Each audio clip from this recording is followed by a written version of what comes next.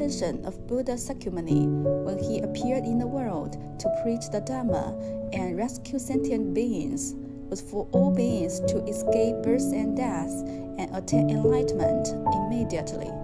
However, because sentient beings were all of different capacities and thus could not entirely meet his transcendental expectations, the all-compassionate being resorted to one expedient teaching after another, all of them adapted to the individual capacities of sentient beings.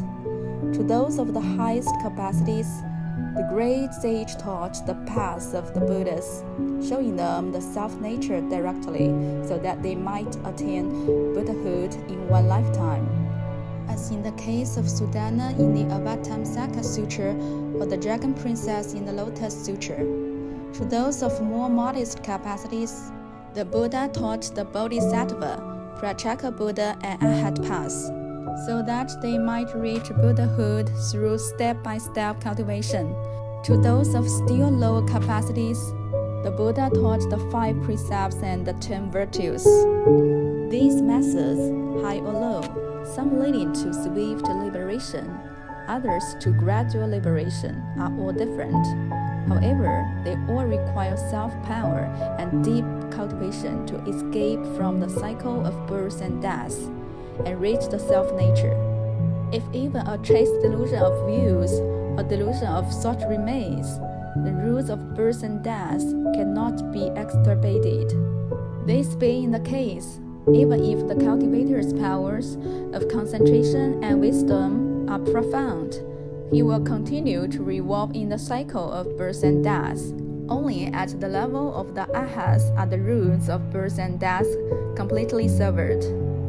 However, transcending birth and death is merely the small fruit of the arhats.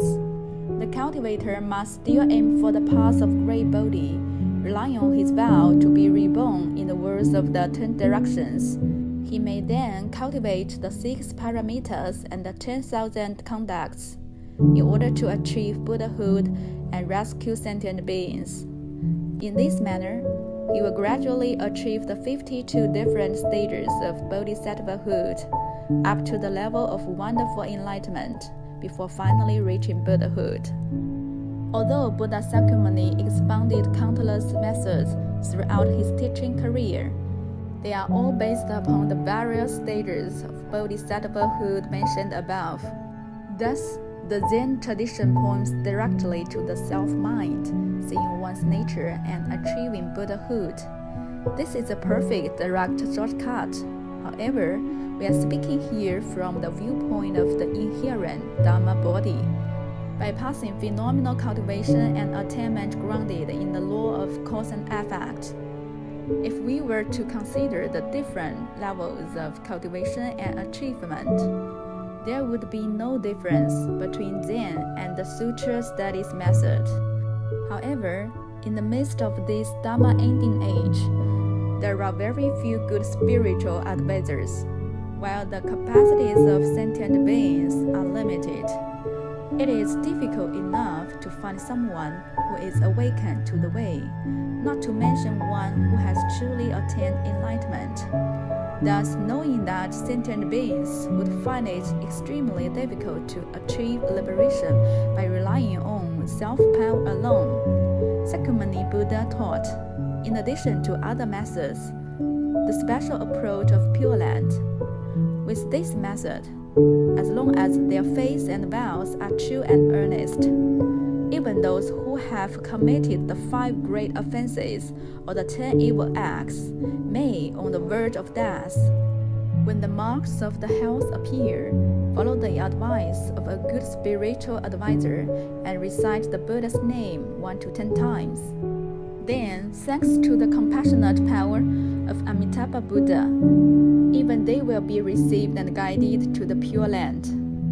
Not to mention those who practice wholesome deeds and do not commit transgressions.